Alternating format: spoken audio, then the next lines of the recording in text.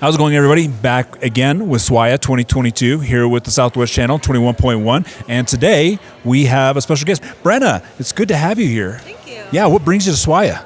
I have been accepted as a textile artist here for the 100th year of the Santa Fe Indian Market.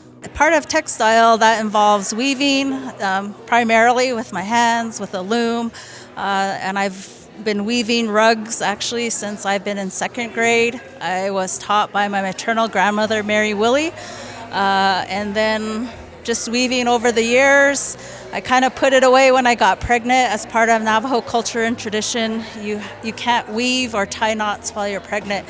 So when I became pregnant with my first child, I put my weaving away, and then I kind of put it away for about 8 years. And it was during COVID that I felt like I needed that in my life when everything was so isolating at that time. We couldn't be with family, we couldn't participate in ceremonies. And so it was a really challenging time, not only for me, but for our Navajo people.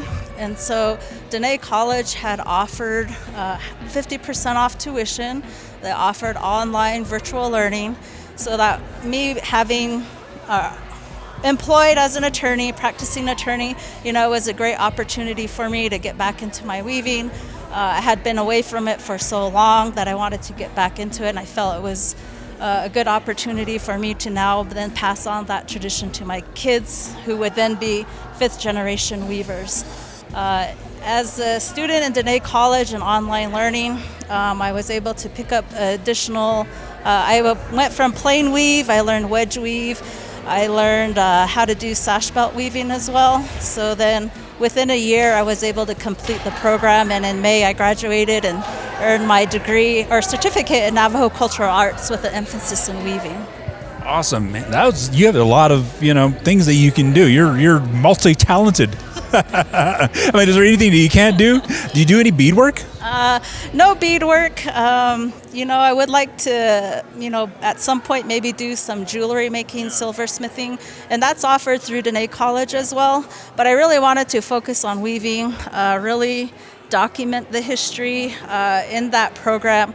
I was able to trace back 5 generations of weavers in my family. So, I would be considered 5th generation weaver. And then my kids, who I then started teaching the same time I was taking classes, they would be 6th generation weavers as well. So that would be my daughter and my son. I never really knew they had stuff like that in Dene College that was available. Yeah, I didn't either. So here you are, a pro, huh? You got a master's, a doctorate in weaving. Exactly. Well, it's I did take some classes when I graduated from law school over, almost 15, 17 years ago. And so I did go back to school at Dene College. I wanted to learn more about Navajo language. That was the emphasis at that time.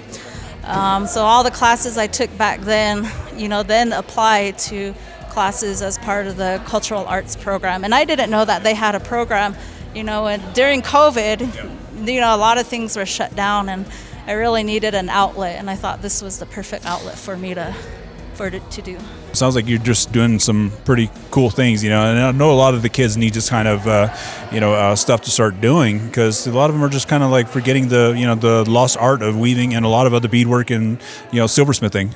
Yeah, and this is why I think it was so important and why I'm so honored to be a part of the 100th year of the Santa Fe Indian Market.